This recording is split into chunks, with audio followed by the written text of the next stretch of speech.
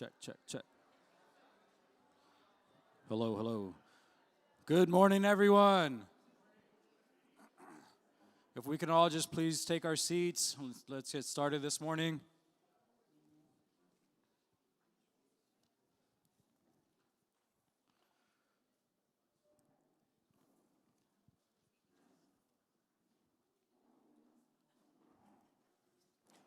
My name is Nico. I just want to welcome you guys to the Catalyst this morning. Quick correction here. My last name is Solorio. Just want to let you guys know it's Solorio. The Catalyst is a monthly gathering of Stanislaus County sector leaders and influencers. And I just want to welcome everyone here in the room and those who have joined us online on Zoom. If you have any questions, please type in the chat to Carlos Gonzalez back there. Several quick things before we get started this morning. If you're here in the room, please sign into the middle sign-in sheet that's on the middle of the table there. And if you're new, please fill out the welcome card so we can get you guys on the email listing for any further catalysts or any other upcoming events that may be happening here.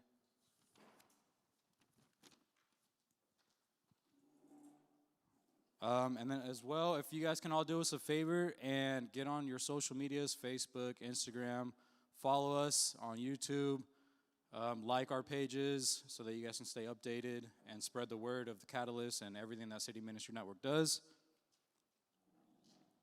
And the purpose of Catalyst. Catalyst is a place of community conversations and connections that matter and inspire. This is a safe space to explore issues that face our community. We are diverse people from different perspectives that choose to work together for the benefit of our community, such as the experience we're going to be getting today regarding Forward Together. Our hope is that you will connect with others who will share your vision, passion, and begin to build trust and work together to impact our community for everyone to benefit. Sorry, guys, I'm kind of getting over a little cold here. But I just want to introduce to you guys today someone that's going to be sharing a quick little video for us regarding Love Stanislaus. Her name is Audrey Cervantes. Audrey, if you can please come up.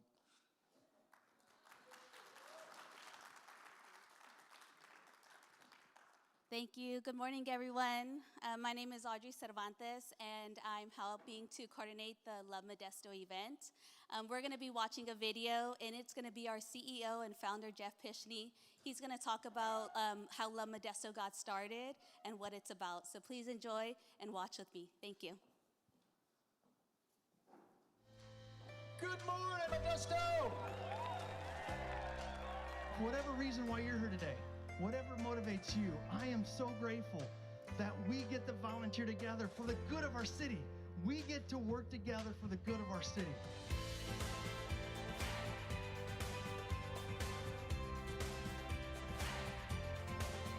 We are all here together for one purpose. Now let's make Modesto the best.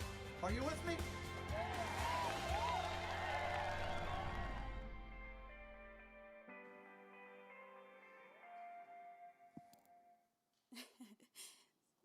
Thank you. By a show of hands, how many of you guys heard of, participated, or attended in a Love Modesto event? Wow, many of you guys. Awesome. I wasn't expecting so many hands, but well, we are super excited. We are in full swing and in the season of Love Modesto, and we couldn't be any more excited as this would be our 15th year hosting the citywide event. This year, projects are currently live on our website. We encourage everyone to please go to lovemodesto.com and see the projects that we currently have. Love Modesto will be held on Saturday, April 29th. Some of you may be project leaders that I've reached out to many times, so thank you so much for hosting a project.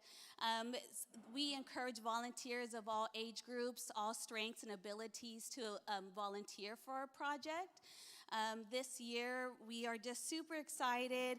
There's just going to be a wonderful event. Everyone is welcome to attend. Everybody of all race, ethnicity, everyone in the community that represents. We are just excited to have everyone participate.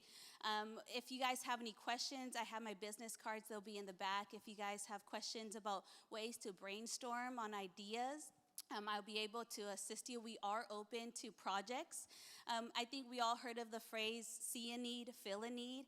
If their organization has a need or see a need in the community, but just doesn't have enough manpower or time, this is the event to get volunteers. Volunteers are super excited, super energetic, and encouraged to love on the community. So please reach out to me, and we will love to have you guys attend. Thank you.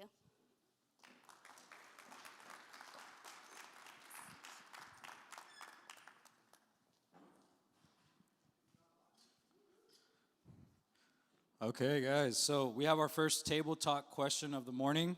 So in your table, just want you guys to have the conversation on what this means to you. What do you know or have you heard of the City of Modesto's Forward Together initiative? If you have heard of it, in which ways is it important to our city? So if you guys just take a few minutes at your table and talk to each other and just see what you guys know about this initiative, and then we'll be right back.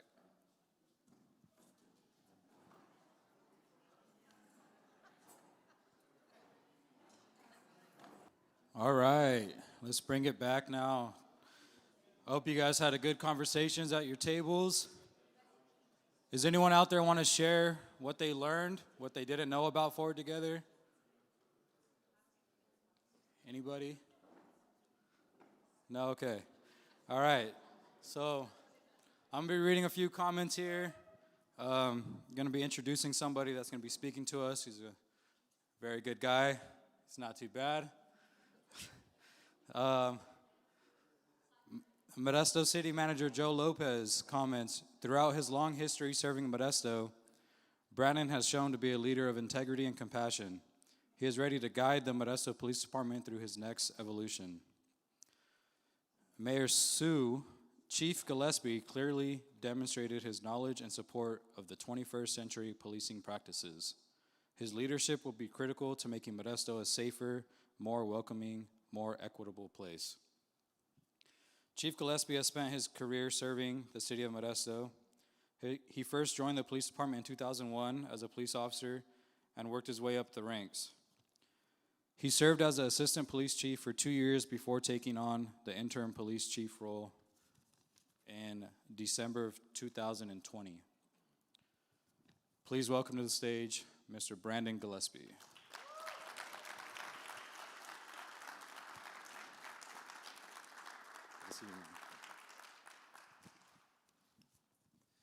Well, good morning. Is that working? Oh, there we go. All right. Well, good morning, and like Nico said, my name is Brandon Gillespie, and I'm honored to be the police chief here in the city of Modesto, and it's what makes it much more sweet is just that this is my hometown. This is where I grew up. This is where I've lived nearly my entire life, and it's just really an honor and a privilege to be able to lead the Modesto Police Department. And so it's also an honor to be able to speak with you this morning and share a little bit about what we're doing in the city of Modesto, because I believe that this is it's a relationship-based issue. We police the police department, or we police the city how our community wants to be policed. And I think that's important that we have continual communication and dialogue about what our citizens want.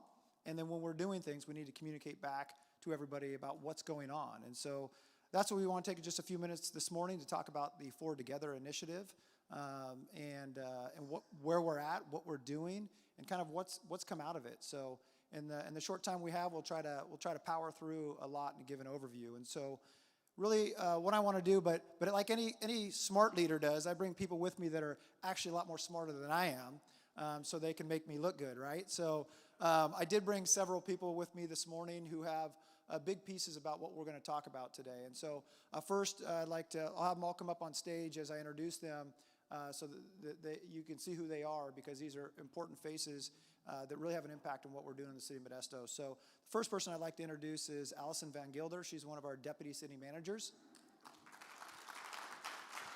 Good morning. Good morning. Thank you.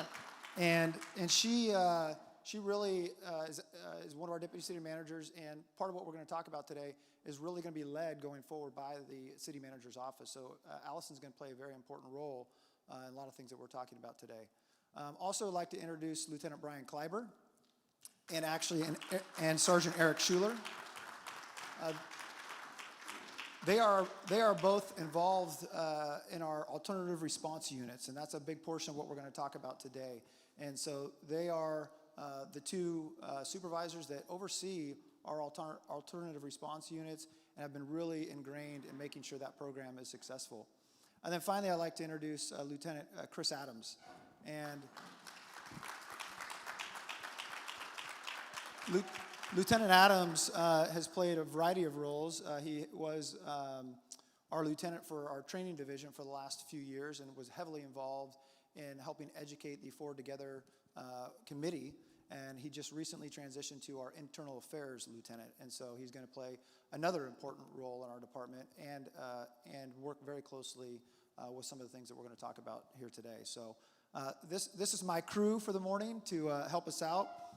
And really, I think the first thing I want to do is just be able to frame kind of how we got to where we're at, kind of the prelude to it.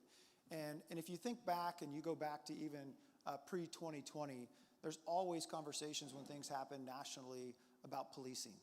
Policing is something that is rightfully very important to the communities that we serve. And so there have always been ongoing conversations about policing, about police reform, about how the police operate, and never so much so in my career than over the last several years.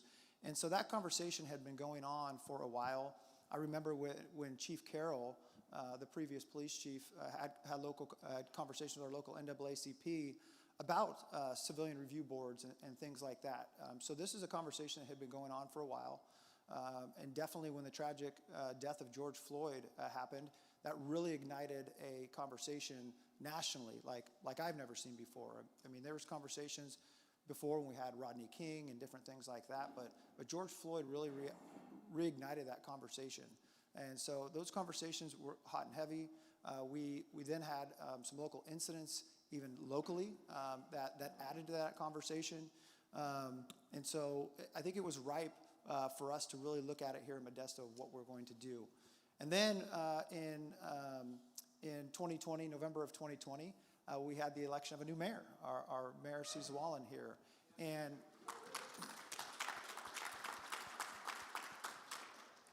really that sparked, you have new blood in city government and new leadership, and in the conversations with the mayor, under her leadership, she decided to launch the Forward Together initiative, and I think that was a very innovative and forward-thinking thing to do, and so that's really how this all got started. And so I'm going to turn it over to Allison to let her explain more about what Forward Together is, kind of what happened at the beginning, and kind of where we've been since then. So, Allison? Thank you, Chief. I was just looking to see if our presentation was up. Perfect. Thank you so much. Such a pleasure to be here this morning with all of you. And it really is my honor to be in a role where I get to be a part of history for Modesto. It's very humbling. A lot of work has been done up to this point, but there's still a lot of work to be done. And I'm here for it, and I hope to get to work with many of you in that process. So as we take a look back, as the chief said, it all started with the national and local events that really got us to focus on this conversation. And with the support of our new mayor, we held the first listening session for Forward Together. And that brought together a variety of community organizations, key stakeholders in the community, to have a really challenging but important conversation about the relationship between the police department and the community, and how we can really work together to make it better and to strengthen that relationship. And so out of that listening session, it was recognized that there was a lot of work to be done. And so A really dedicated group of individuals were brought together that represented a variety of communities, or excuse me, organizations in our community, and they spent significant time regularly meeting over the course of about a year to dive into a variety of topics. But the three main focuses that they really focused on were accountability, policies and procedures, and alternative response methods. And so those three buckets were really the focus of the work group. And again, significant hours were spent not only learning more about those topics, but developing what would eventually become a key set of recommendations for the City Council's consideration. So with that, I'm going to go ahead and pass it on over to Lieutenant Adams. Thank you very much. And as Allison mentioned, you know, these three buckets of information in the breakout groups within the Forward Together group was really an opportunity for the police department to open up our doors, pull back the curtain, and give them everything. And that was exciting for us. You know, in the years leading up to the Forward Together initiative, I think we'd been on the forefront of doing that and providing information and release of videos early on in investigations and that when other people weren't. But this was an opportunity to really give the community and this working group everything that we have. So within the first working group, we talked about the policies and procedures. So within those presentations from the police department, we provided the working group with every policy that we have, and then really highlighted some of the main policies that we see oftentimes that people have questions about or are curious about. When you think about policies and procedures, the police department has 150 policies, 92 procedures, but that's just within our own organizations. We have policies and procedures that come down from federal government, state government, assembly bills, Senate bills. There's so much information that we have to take into consideration when we're training and we're teaching our officers from the academy all the way through their entire career. Several mandates that come down from police officer standards and training, several mandates that come down just from legislation in general, case law, all of that information. So we spent a significant amount of time presenting to the group about all of those things and then highlighting specifically what we're doing in Modesto to make sure we're abiding to those policies and procedures. Highlighting some of the main things that people have questions about, as I mentioned, use of force, pursuits, bias-based policing. What are the things that we're doing that we're modifying and changing into our policy as the laws change? But also, what are we doing to be that step above other agencies? But providing the information to the group and then providing an opportunity to ask questions, ask the tough questions about why our policies look this way and why aren't we doing it this way, to have that conversation, that dialogue, which really led into where the recommendations came from at the end of the Forward Together group. But it was a great opportunity to give them everything. I can imagine if you talk to some of the members, and there are some here today that were on the Forward Together committee, it was a lot of information to take in because it is a ton of stuff to learn and understand. And as police officers, we have to know it all. So it's very important to make sure that the community is able to see that and understand where that comes from. What was very exciting, and I think the chief will talk about this for an opportunity for you guys later, is we take all that information from policies and procedures and we put it into a practical application of a scenario-based activity that we were able to do with the Forward Together committee. So, in talking about that, after we had the opportunity to talk about everything that we have to do within law and procedure, we were able to roll into what we have as a force option simulator and scenario-based training that we do for our officers, but provide that to the Forward Together committee. We've done this a few different times in some different forums for the Forward Together group, for the City Council who participated in it as well, and then also for our community relations coaching series where we're bringing members of the community in, and typically people that feel underserved or members of the minority community that have trust issues with the law enforcement community, and to build those bridges and put them through scenarios so we can have conversations about why the police do what they do based off of policy, based off of procedure, based off of law, based off of training. And then we can get the feedback of why the community may feel a certain way or what happened in a scenario where they were thinking or what they were looking at. So a great opportunity. So what you're going to see here is When we put the four together group in this opportunity to go through scenario-based training, is we put body-worn cameras on them, just like we wear in the field every day and the things that you see online or in the media. We put the body-worn cameras on so later they were able to see the training that they went through and how fast things actually happen. It was a great opportunity to get that experience and that feedback and put members of our community with limited training, but an opportunity to see the things that we're doing. We put them in scenarios, and you'll see them. There's 3 different videos. They're scenarios that we actually had our law enforcement officers go through in training at the department. Real-life scenarios that are drawn from things that have happened either in Modesto or across the nation, so we can have our officers most prepared for things that could happen. The first thing you're going to see is a standard traffic stop where you may have an uncooperative person or doesn't agree with the stop. The second one that we'll roll into is just a standard traffic stop for tinted windows. And then the third video you're going to see is a report of somebody drinking in public inside a vehicle near a park, which we get those calls all the time where we have to go out and deal with someone that may be committing some low-level violations. So we're going to roll into the video and then we'll talk about it. No driver's license and no registration? I'm going to film this encounter. I think this is not a lawful encounter. Yeah, you have the right to have your own opinion. Okay. Can you step out of the car, please? What? Step out of the car. What? Well, You need to step out. Sir, why are you asking me to step I out don't of know the car? who you are. I can't see you. You need to step out of the car, please. Okay, how's that? You can see me better now? And you I have don't no feel comfortable ID? I don't feel comfortable stepping You out don't of the have car. any identification? I do, but I don't feel comfortable stepping out of the car with you, sir. Okay, well, let me see your identification and registration. Okay, but just tell me one more time. Why are you pulling me over for window tint if I have a doctor's note for it? It's illegal to have tinted windows. Okay. And I don't know of any doctor's excuse, but I will find out. I'll check with my supervisor. Okay, sir. Can you state your name and badge number, please, for the camera? What is your last name, sir? Yeah, number 1, 2.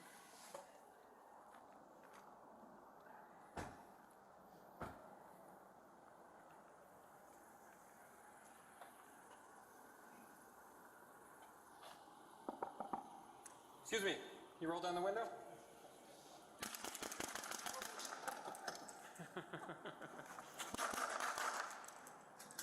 Well, let's see. How are you? Oh, he's doing good too. Okay. Well, Problem? yeah, let's see. We got some calls from some neighbors. You're making the neighbors nervous. Oh, that's too bad. I'll close the door though. Okay. Do you have a license? Yeah, I have a driver's Is license. this your car? Yeah. It's registered. Well, it's registered to my mom, but it's mine. Okay. Can we see your license? Your registration? Well, I didn't bring my license with me, but I'm not driving, so you don't really need to see my registration. Well, who's driving today? You said this was your vehicle. Yeah, I have a driver's license. Well, we need to see your license. You need to can have a just write it down to a license. radio. You can call it in. Yeah, well, driving without a license is illegal. Yeah, I have one though. I just don't have it with me. Oh, well, that's not acceptable. Oh, okay. Do you want us to leave? Maybe. Would you mind stepping out of the car? For what? Just so we can have a conversation.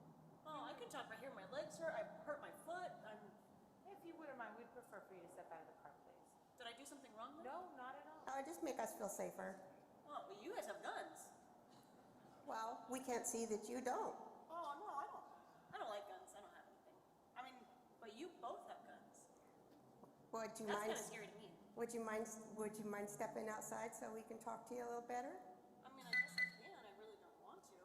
Okay, that'd be great. Thank you. Okay, well, you want me over there? You want me over there? Come over here. Okay. Oh, sorry. Uh-oh. We can get that. We can recycle it. Or do you guys want to pick it up?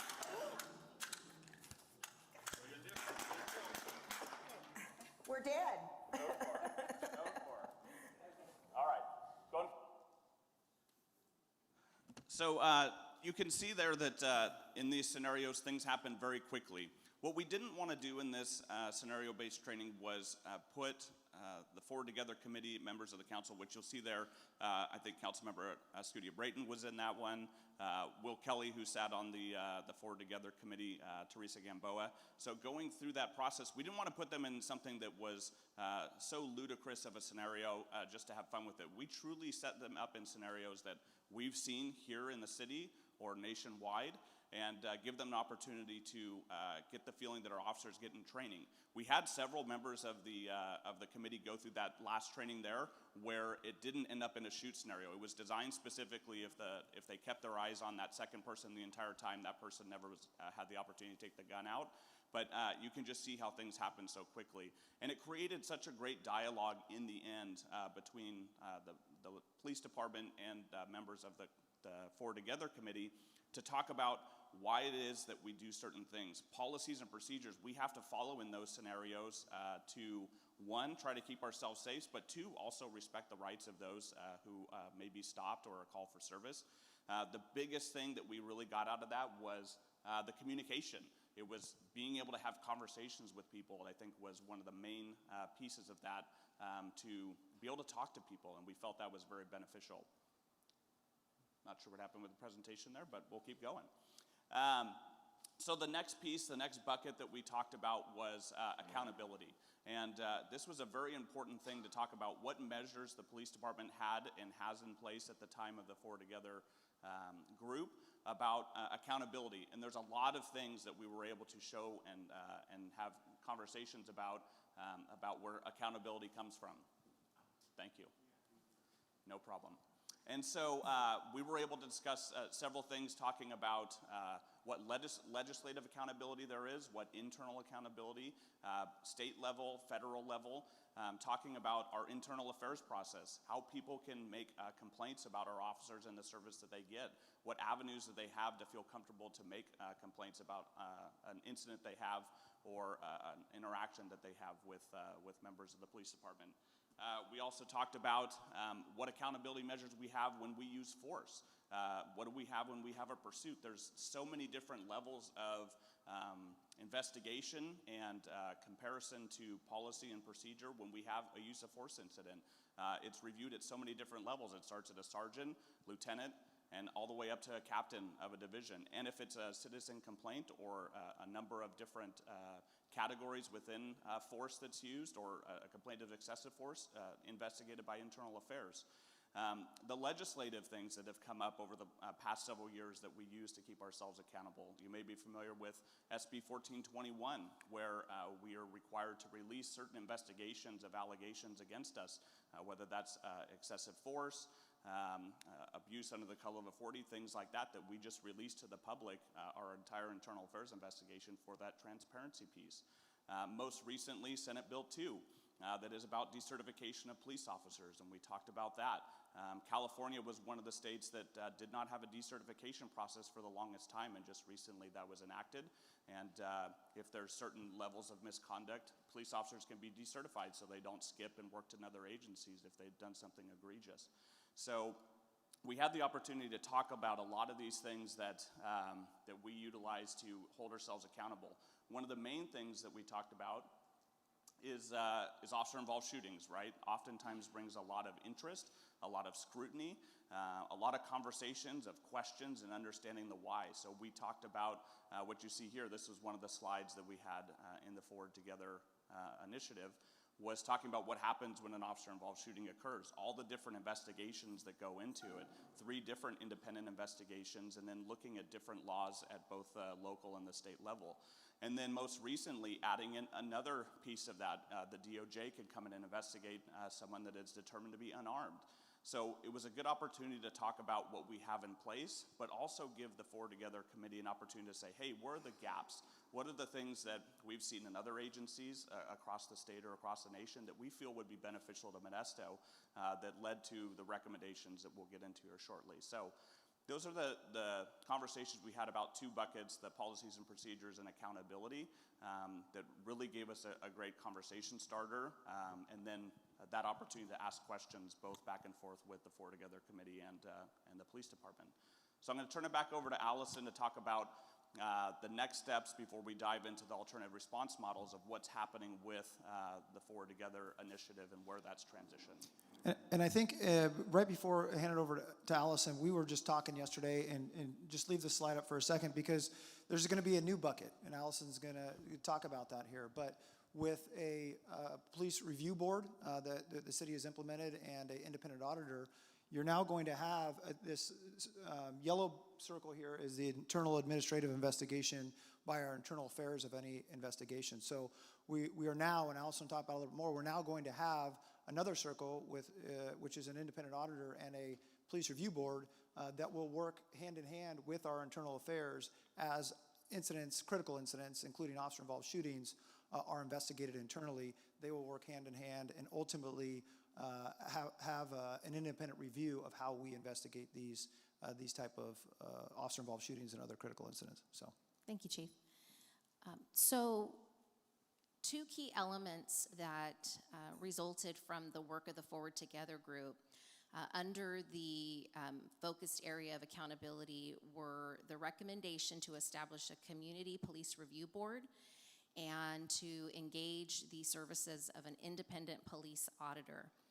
And what we've seen through all of our research is that these two elements really provide a solid foundation for accountability in order to further support and explore policies and procedures and the area of alternative response. And so that was staff's recommendation after receiving the recommendations report from the Forward Together work group.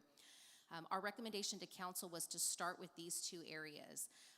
Having those two elements in place will allow us to essentially move forward with the policies and procedures review, having a body in place that can provide feedback and review of these policies, be able to work with our police department to ask questions on how certain policies and procedures work, and potential opportunities to make positive change.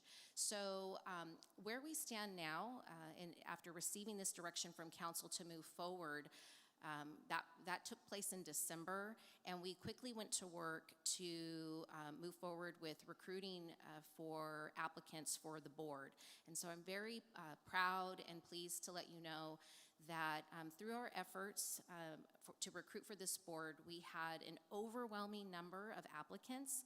There is a lot of interest in this board and this particular topic.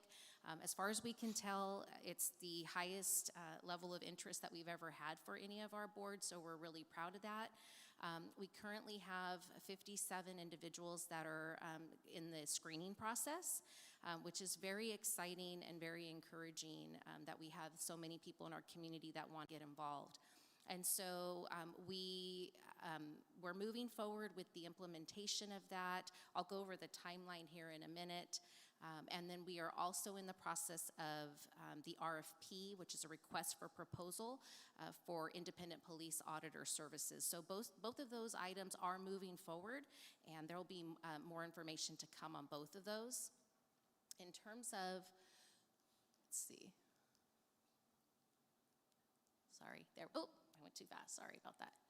Okay, here's our timeline, and we recognize and we told council initially, this is very aggressive, but we're committed to the recommendations report not being one of those reports that sits on a shelf. I think we all know examples of those, and so we were committed to taking those recommendations and really putting them into action. And so this is the timeline that we have that we've put together. I'm proud to say that we are only slightly behind, but I think we're going to be able to make up some time in the next month so that we could potentially have our first Community Police Review Board meeting in the month of May. And then we also hope to have our independent police auditor in place by that time as well. Those two elements will work closely together as we move forward, and then obviously, working under the city manager's office in coordination with the police department to really further the work of what the Forward Together work group has done thus far and move us into the future. So I will pass it back over. Yeah, so just a few things before we get into the next exciting part of this is what I want to reiterate is, in my view, this is all about bringing our community and our police department together. I don't want to have our citizenry learn about what police do by watching TV shows or reading the national news, because there's so much more to what our officers do. I truly believe we have some of the best and most professional officers and staff in the entire United States. I would put our department up against anybody. That's how confident I am and would do. Can we always get better? Absolutely. And will we? Absolutely. But it comes down, more than anything, in my view, to the relationships we have with our community. And that is extremely important. So when we talk about the Forward Together Committee, and there was 20 some odd people on the committee, we had a big interest in people wanting to be part of that committee. And the relationships that we were able to develop with those people, myself included, there's many people on that committee I didn't know, who now I have regular relationships with, go out to coffee with, and they know a police officer now. And it's those types of things when you can have experiences like that force option simulator training, when something comes up and you can have a dialogue back and forth about what happened, and I can give them my perspective, which no doubt is skewed because I've been in law enforcement for 21 years, so I look at it through the lens of a police officer. But then I get to hear feedback and hear it from their perspective in whatever walk of life that they're in. That is how we continue to move forward together as a community, and I can't put enough emphasis on that. So the force option simulator training was extremely exciting. What we're going to do is we're going to hold more of those, and so. I think a table over here, or there's going to be a table at the end of this. If you're interested in going through the force option simulator training, we're going to put on several more of these events throughout the year because we want our community to kind of experience what we're going through, but we also want to be able to sit down and have conversations and understand the concerns and perspectives of you as well. So there will be a sign-up sheet before you leave, just your name, email address, phone number, and then as we have dates that come up, we'll contact you and see if that's something that you're interested in and available to do. So I wanted to throw that out there. The final piece under alternative response models that the Forward Together Committee was asked to look into is the next piece that we're going to take a look at. And really, when you look at that, the philosophy I have as a police chief is if as a society, we've constantly put more and more things on police officers. If we can't figure out who needs to deal with it, well, let's just have the police deal with it, right? And that's kind of historically been what we've done in the United States. And we're finding out that that's not always a great model, right? When we talk about homelessness, when we talk about mental health issues, those are the ones that really make the national news when you have bad outcomes of police officers dealing with somebody who's experiencing homelessness or a mental health crisis, and there's a bad outcome. Then we have these conversations. And so, again, I'm proud that we're a progressive agency, and we started looking at this even before Forward Together came out with any recommendations. We started looking at, if we need to send a police officer to something, then let's send a police officer. But if we don't need to send a police officer, let's find somebody else to send. And that's really the philosophy I have, because when you're dealing with homelessness, when you're dealing with mental health issues, this uniform, doesn't matter how nice I am, and I appreciate all the nice things Nico said about me, kind of, right? Where'd Nico? But this uniform in general can be intimidating to people, right? And so we want to find another alternative. So what we did, even prior to these recommendations, is we created an alternative response unit called the Community Health and Assistance Team, the CHAT team. And Lieutenant Kleiber and Sergeant Schuler would talk about it. But in looking at our research and when we decided what we were going to do, we need something, but what we were going to do, we went back and we looked at data. And I couldn't remember it, so I brought up my little cheat sheet here. But in 2019, 19.86% of adults experienced mental illness, which is the equivalent of nearly 50 million Americans. The national rate of suicide ideation among adults has increased every year since 2011 and 2012. And over 2.5 million youth in the United States have severe depression, and multiracial youth are at the greatest risk. I mean, those are just some of the stuff that we looked at to say there's a need here for obviously connecting with people, building rapport, getting them into services, helping save lives, and that's not always something that should be the police officer's job because just of the fact of the uniform can be very intimidating and turn people off where we can't build that rapport as easy. So we looked at a model out of Eugene, Oregon is one of the models we looked at called the CAHOOTS program. And And there, just looking at some of that, of their statistics, you know, they've been operating for over 30 years, this model in Eugene, Oregon. And so we actually flew up there. Lieutenant Kleiber, Lieutenant Meredith, Lieutenant Hammond was Sergeant Hammond at the time, and I went to Eugene, Oregon to actually take a look at what they were doing.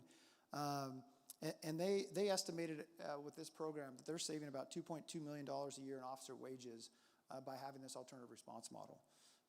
And they pair a crisis intervention worker with an emergency medical technician, and they go out and they handle these calls.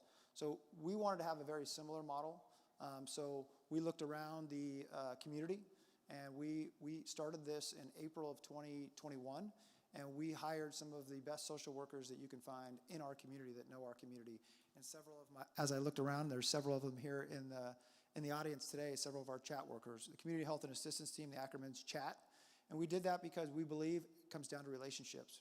Sitting there and having a chat with somebody is how you build rapport and how you get people into, whether it's mental health services, substance abuse, counseling. It all comes down to talking to people and having relationships. So that is what really started this off. And again, prior to the 4 recommendations, April, we weren't going to wait. April of 2021, we hired our first 4 chat workers. As we've gone through this and expanded it, we're now up to 6, and we're on the. We'll talk about it, but we're actually going to be expanding that to 12. So I'm really excited the way this program is going.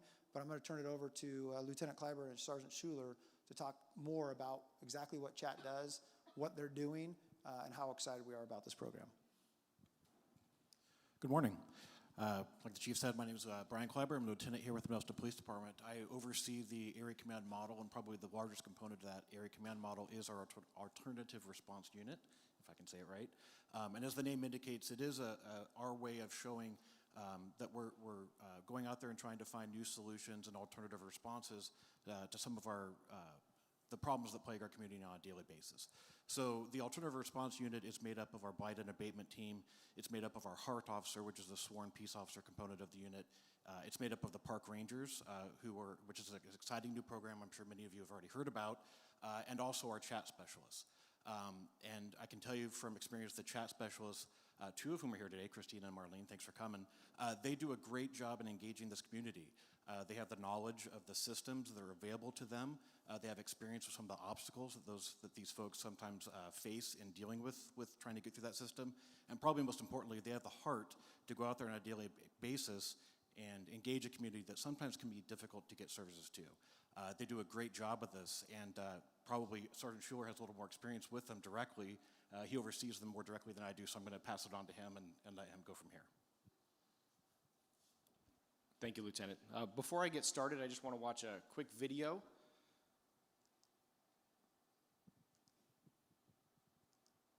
We're getting there. Hi, good morning. My name is Joseph Horton, and I've been a member of the chat team for about a year now, and I'll tell you what we do. For starters, we log on throughout the day and see if there's any calls pending that our community might need for service. And some of those individuals mostly are our homeless population. When it comes to them, we can help them with shelter, counseling, drug rehab, or even animal services. I'm Christina Kenny. I've been with the chat team since it began in April of 2021. It's been an exciting experience. I continue to learn something new every day. But mostly I'm also able to meet folks right where they're at, out in the field, help educate folks about what's available for them, and then also introduce some ideas about shelter and services. And I think it's been really interesting that even though I've been doing this kind of work for a long time, the opportunity to talk to people through chat representing the city of Modesto has brought a different level of support and awareness for folks about who we are and what we can do to help them. My name is Marlene, and I am an outreach specialist with the chat team. I joined this team about 7 months ago, and I previously had experience doing outreach with a nonprofit organization, and I got this opportunity deeper impact within the community I was serving. It's a lot more hands-on. I am able to contact people every day, and even if I help one person a day, it makes a difference. And we can give them a helping hand. We can give them snacks, food, or water. We can start to gain rapport with them. And we can also gain rapport within our city, with our business communities. I see this bill being a bridge between the community, the folks that are in need of services, who don't even know that they need services. So we get to kind of marry this idea of, we've been there, we've experienced that. Let me talk to you a little bit about maybe some interesting points, how to get your food stamps, how do you get onto a housing list. So there's a little bit of hook there. But then also, do you think that your circumstances right now is going to lead you to that? I'm just saying, I've been there, and I've come from a place of I need to get my stuff done my way. But sometimes my way just doesn't work, and we have to bring the experts in the room to help us. My favorite part about this job is just meeting people right where they're at. We don't meet in a cubicle. We don't meet in a warehouse. We don't meet necessarily at an assigned appointment time. We come right out here under the sky, and maybe it's under a bridge, maybe it's just outside of shelter doors. A lot of times it's pretty cool pulling up to the shelter to bring someone in, and folks come out and they're welcoming them, they're thanking them for coming in, and we get to see people right where they're at any time, and that's a really cool part.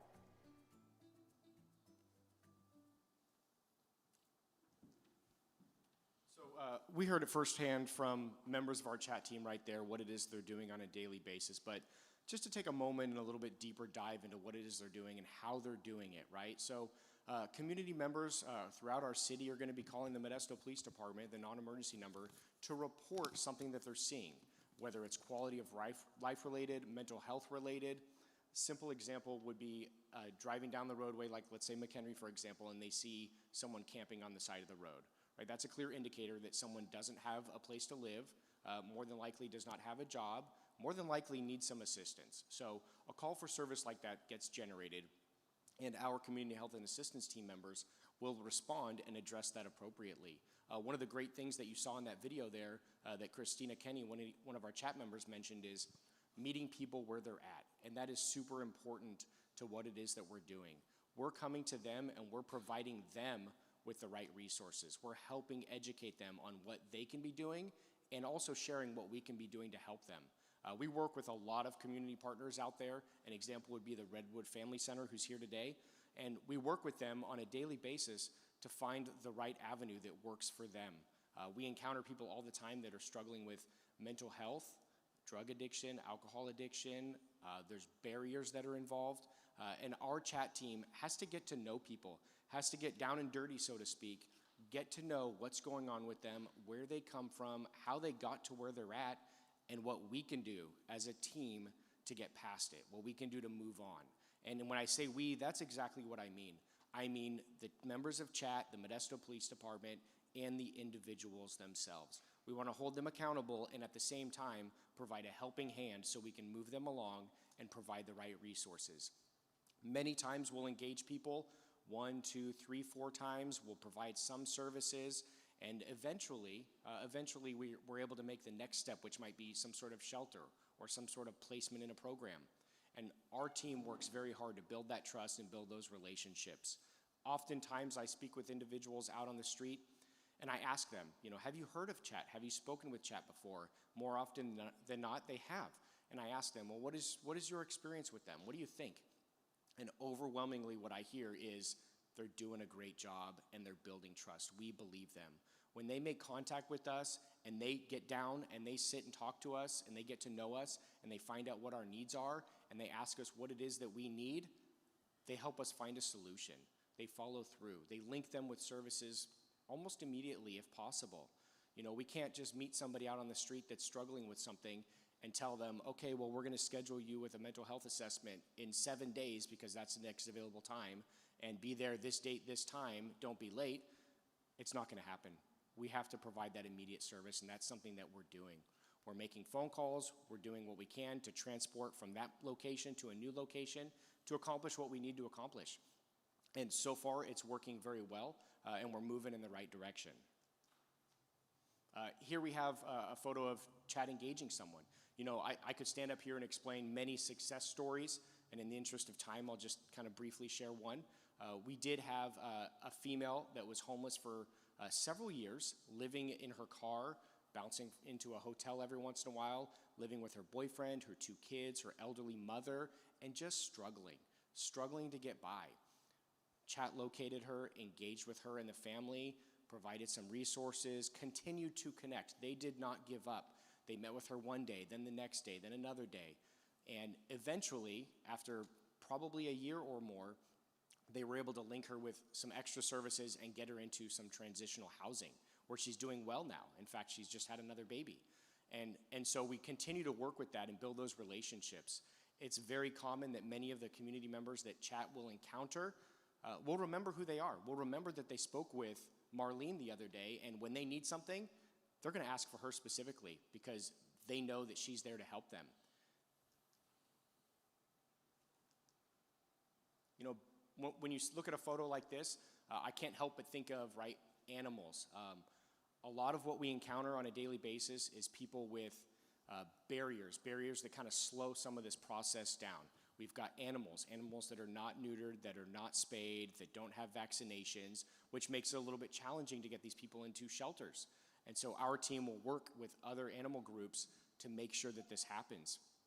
In addition to all the other barriers that they encounter, such as mental health, sometimes there's other barriers such as sometimes capacity of people. Sometimes you have people that are elderly, so they're not able to get around. Sometimes you have people that are struggling with mental health, and so some places won't accept them. So we have to always be continuing to find the right resource and find what we need to do so that we can get people moving forward. And I think what we'll do, just because I know we're running short on time, I think they gave us a couple extra minutes. We're going to hang around, and we have all of us. We have our chat specialists. We actually brought some of our crime analysts who collect all the data for us. Happy to answer any questions more about what we're doing. And I think the last plug I want to give is what can you do? You know, number one, if you know, the Forward Together committee members, that was great. The police review board people, if you applied for that, that's awesome. But everybody's a part of some organization. Everybody has some type of network they're connected to. This is the type of stuff that I encourage you to invite us to. As you can see, we have great staff that we would love to get out and communicate more with all of our community groups, all of our stakeholders, to talk more, have dialogue about any of these issues, not just alternative response models, but it could be anything. Because I believe, again, as you get to know our department and our officers and we get to know you, that's how we build a stronger community. So please take our cards, invite us to be part of your networks or organizations and come present. And we just really appreciate the opportunity to be here and speak to you today. Thank you.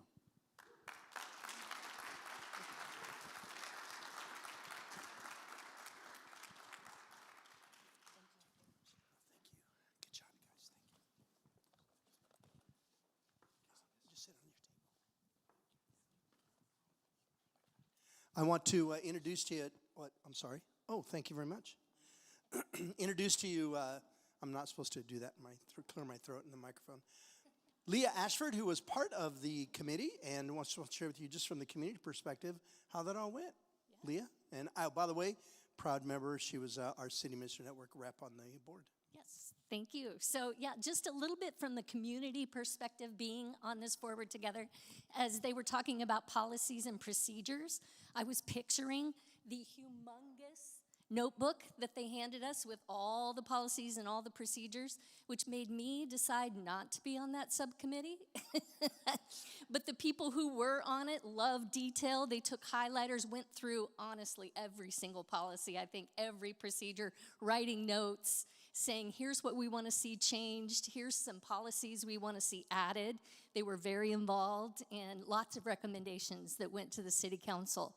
And then also, I was on the alternative response model group in subcommittees. Happy to see all the work that had already been done, going to visit Cahoots, and was then a big part of saying, how can we make sure when there's disturbance calls that aren't necessarily crimes, and need to be seen as possibly mental health. How can we better manage that? And making the recommendation that a mental health clinician be put on the team, and that has happened, who can go out on police calls. So the community is very involved, so excited to see 70 people, I think, applied to be part of the police review board, want to stay involved, want to be a part of this. So we aren't just having the police have to come up with new ways to do policing, but the community very invested, very involved. From the gamut of, Nico was also part of it, who was up here earlier presenting. I think several other people in the room were part of it. So people all across the gamut of perspectives on this, wanting to be heard, and grateful that the city government and police are listening to what the community has to say. So thank you, Marvin. Come on up. Thank you, Leah. Good job. Thank you. You've heard me say this before, but public safety, I believe, is everybody's responsibility, not just the men and women in uniform, but it's all of our responsibility. And so to continue to pay attention to each other, develop neighborhood organizations, alliances, getting to know your neighbors, all those kind of things play into making this a great place to grow up and to grow old. And when I sat down with them, and I've sat down with Brandon and his team just a couple of times, I wanted to praise them. Because this is the kind of conversation in this culture, in this season, where there are some law enforcement organizations around the country that are not going to want to have these conversations. And to have the conversation about willing to look at themselves deeply, to criticize themselves, whether it's privately or publicly, the point is that they're willing to look at their own models and look about how we do law enforcement around the country. Now, and in our community. And you know, I was telling them as well, and I've said to some of you already, there's always a different, we need to have meetings where we stand up and we publicly accuse and criticize, those kind of things. This is America, so this is a good thing. And then you have this over here where let's have some quiet conversations and let's figure this out together. So we're going to be that kind of group. Now, there's always the yeah buts and the what ifs, and you might have those. And I'm in the back as well, and we're candidly, and I know quite a few of you, there's some questions I have as well. They're going to be in the back. We're going to end here pretty quickly, so we can do the yeah buts and the what ifs. And so you get a chance to go up to them and say, yeah, tell me about this, but or what ifs. Come and do that. Don't leave here and have a question and then you kind of stomp off. So if you have questions, or candidly, you might want to go up and say, man, thank you so much for watching out for us and paying attention.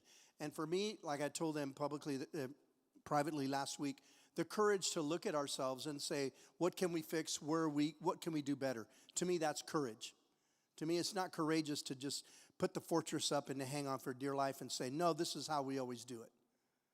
So I just want to encourage you with that. So there'll be yeah buts and what ifs, and they'll be up here. Allison is up here as well, and they'll give you a chance to address your yeah buts or the what ifs, because those are out there, and we're all in this together. Catalyst is a time for you to connect. We're going to give you some time to talk and to get to know each other and to be friends. Want to encourage you to continue as you leave here with your circles of influence to share with somebody today. Hey, here's what we did. Here's what I heard about a Catalyst. And, yeah buts or what ifs, it's okay. I love that we get to do that with each other. So if there's somebody in the room that you need to meet, please get their card or find out who they are and get to know them and meet them. Just to give you a couple of different things, and then we're going to be on our way. I want to encourage you. We've got some organizations back here in the community events table that I'd really like you to come by and just find out what they're doing. Just the three of them. First of all, Redwood Family Center. We wanted to give them, and we should have given them more time last month at the opiates presentation, because they're doing an incredible job with moms and their children and reuniting families, and we just ran out of time. So Steve is back there. I know Dirk is somewhere in here. Dirk's over there. But if you can go by and find out what they're doing with families, just doing an incredible job reconnecting women with their families and their children and getting them back into the main flow of society, and just a wonderful work that they're doing, and I wanted them to know that as well. Also, too, Audrey will be over here as well for Love Modesto if you have any questions. So where's Audrey? She's right here. Latino Leadership Initiative. She's in the cohort right now. Nico's a grad. And then also, too, there's an Intercept human trafficking conference coming up in April. And so Brianne is right there representing Without Permission. And so if you're interested in that topic and that issue, please go by and see her. So there's quite a bit of stuff happening in the community, and I want to let you know about that. Now, I'm not going to let them come up front, but in January, Mary Starr did her presentation on her doctoral thesis on authentic leadership. She interviewed about 35 of you all in the community. She did get approved. Even, she did get approved. I was going to make a joke about all of you, but I won't do that. So authentic leadership workshop, April 6th. It's just so you come to Catalyst next month, and then just stick around and stay. We'll be in the next building over from 8:30 to 10:30 and do a deeper dive on how does an organizational leader, how do they create authentic leadership? And so we will be very practical with you, So if you'd like to do that, it's $25. You can go to the City Minister Network website and go ahead and sign up there, or you've got the QR code up here. Just take a picture. It'll take you to the website or take you to Eventbrite and then pay for it. Right now we got 16 of you, so we're going to probably shut it down about 30, so because the room would be too small. I want to, too, for next month, just to encourage you, I'm going to have Ellie Gunlock. Whoa, you okay?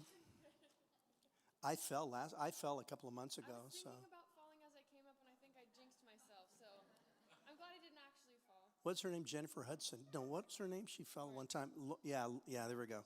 So if you were older like me, they would have gasped. But with you, they didn't gasp. So yeah, she's young. She could remember when I fell. It was like, oh my gosh, do you have to go to the hospital? So because I have fragile bones. There's some ageism in the room, but I'm not going to say it. Ellie, next month, tell it here. Tell them what you're up to. Yeah, so excited. My name is Ellie Gunlock. I'm from World Relief Modesto. I'm actually the program manager for the women's program there. And I'm so excited for next month's Catalyst. We're going to have a panel of people talking about what we're doing with the women's program. Speaking of welcoming new neighbors and connecting with them, we have so many people coming in right now still, families, individuals, and we want to really cater to their needs. And so what's been really exciting over the last year or so is we've developed a robust Afghan women's program. We have 3 classes going on right now for those women. 2 of them are in partnership with Modesto Junior College and Centenary Church, and it's really exciting. We get to have it located at Centenary, so it's a convenient location for many of the women to walk. And we also offer childcare there, so that's just another way that it's more accessible for them to be educated and learn English and meet new people in the community. And so we're really thankful to our partners at MJC and Centenary that we get to do that. And I'm even more excited to share with some of my team, Sarah Williams and others, next month at Catalyst, because that idea actually originated at a Catalyst gathering. So we're excited to talk about the origin of that and how the program has progressed and how we have been able to expand and some of our future hopes and plans. So we hope to see you there, and I'll be excited to share. Thank you, Ellie. So one of the things, last month we had a story of, yes, you can clap for her.